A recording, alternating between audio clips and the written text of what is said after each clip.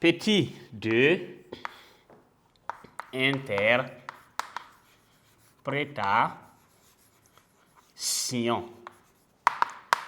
OK, on va interpréter avant donc de conclure. Donc, on explique donc quoi? Cette situation, vous voyez que l'objet, quand on plaçait l'objet qui remonte là, il est léger, il paraît léger. Quand on laisse seulement, ça vient facilement. Même dans l'air libre, on ne peut pas avoir cela. Donc, on obtient cette observation par quoi?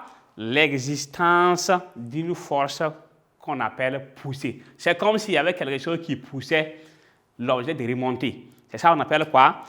L'existence de la poussée d'Archimède exercée par tout fluide. Tout fluide, ça veut dire que l'objet qui coule et le corps qui coule par tout fluide sur un solide immergé. Le solide immergé, on a mis ça au fond et ça a remonté. On a immergé. Donc, on va voir ça. Donc, interprétation, on va dire, OK, on explique,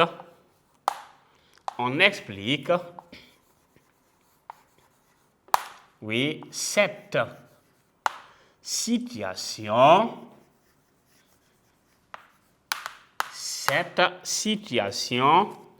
OK, par l'existence,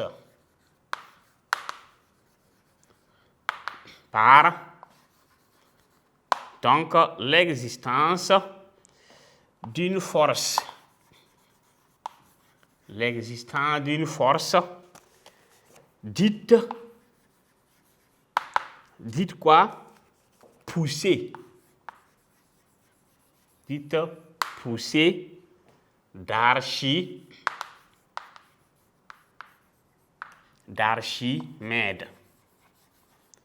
Poussée d'Archimède exercée. Donc, exercée, la poussée d'Archimède exercée par tout fluide.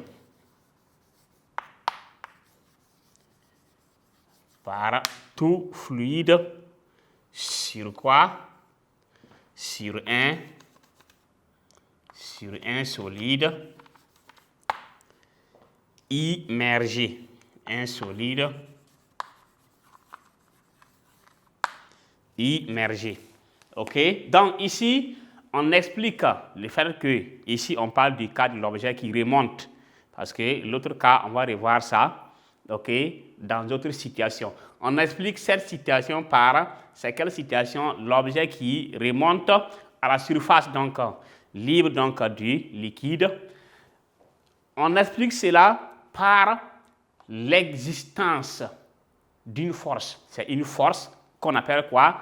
La poussée d'Archimède. C'est lui qui a découvert ça.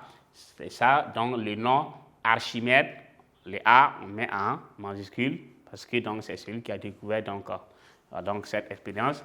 Dite poussée d'Archimède exercée par tout fluide, tout corps qui coule, qu'on appelle fluide, sur un solide qu'on a immergé. Quand vous immergez, donc le solide qui est resté au fond, c'est si on utilisait un autre récipient avec assez de liquide, avec donc assez d'eau, on aurait donc remarqué encore autre chose. Donc cela dépend de, voilà, on va voir pourquoi.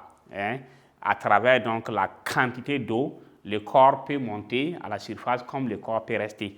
Donc on va revoir donc tout ça par la suite. Donc ici, donc le fait que le corps remonte, c'est dû à la présence d'une force qu'on appelle la poussée d'Archimède, OK, exercée par le fluide. C'est le fluide qui exerce, puisque c'est comme si c'est le fluide là, il y avait quelque chose à l'intérieur qui poussait l'objet de remonter. Donc l'objet rentre seulement, ça pousse et l'objet doit remonter à la surface donc, voilà, donc de l'eau. Donc même une personne qui rentre dans l'eau, soit de la mer ou encore de l'eau du lac ou encore autre chose, si une fois qu'il est, donc, et qu'on appelle la personne consomme l'eau et qu'il est donc décédé ou pas, vous allez voir qu'une fois que la personne a consommé l'eau jusqu'à une certaine quantité, vous allez voir qu'il là, même s'il était au fond, il ressort dessus, même si c'est un animal. Vous voyez que le bœuf, le taureau, malgré sa forme, on peut le voir à la surface libre donc de l'eau. Pourquoi? Donc, cela dépend de la quantité de l'eau, cela dépend encore des masses volumiques, cela dépend donc, il y a plusieurs paramètres qu'on va distinguer par la suite. OK? Donc, maintenant, on va voir en conclusion, tout corps plongé dans un liquide subit de la part de celui-ci une force verticale. Ici, là, la force est verticale, la force qui permet au solide de monter là. Vous voyez que ça remonte verticalement, du bas vers le haut. Donc, on va écrire petit 3, conclusion.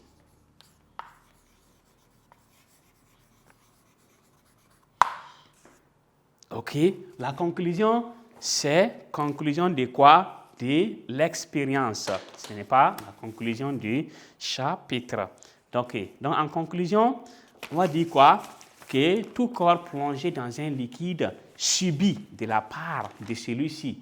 Celui-ci, c'est quoi? C'est le liquide, une force verticale dirigée vers le haut, d'intensité égale au poids du liquide déplacé. Donc, l'intensité est égale ici au poids du liquide déplacé et c'est ça qu'on appelle la poussée d'Archimède. Donc, 3 conclusions. Voilà, en conclusion, tout corps plongé dans un liquide,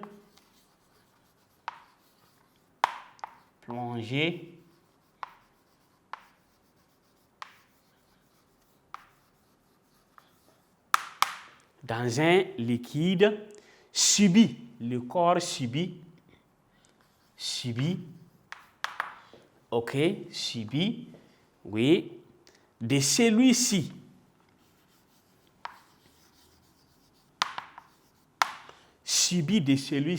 une force verticale.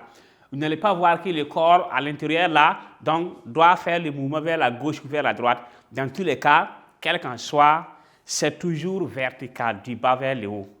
Si le corps là reste au fond du récipient, ça s'explique aisément. Quand on va atteindre cette partie, vous allez comprendre pourquoi. Donc, très important, donc voilà, comprendre. OK, donc ici, subit, tout corps plongé dans un liquide subit de la part de celui-ci une force qui est comment? Une force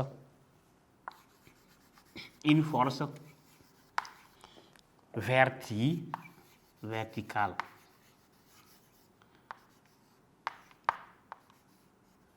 Une force verticale dirigée vers le haut. Dirigée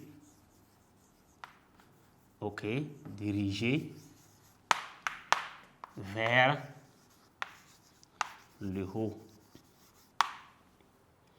OK, vers le haut. D'intensité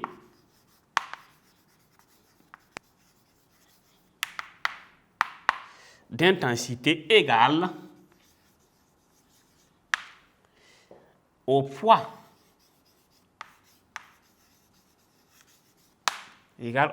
du liquide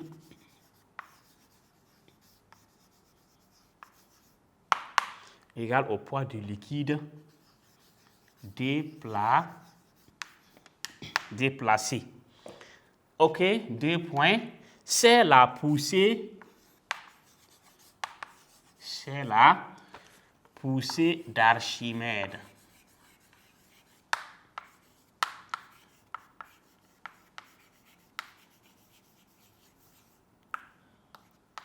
C'est la poussée d'Archimède. Donc, ici, tout corps plongé dans un liquide subit de la part du liquide, okay, une force verticale.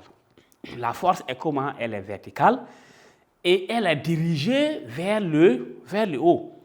D'intensité égale à quoi? Au poids du liquide déplacé. Le liquide déplacé, on va faire une expérience où vous allez comprendre qu'est-ce que c'est qu'un liquide déplacé.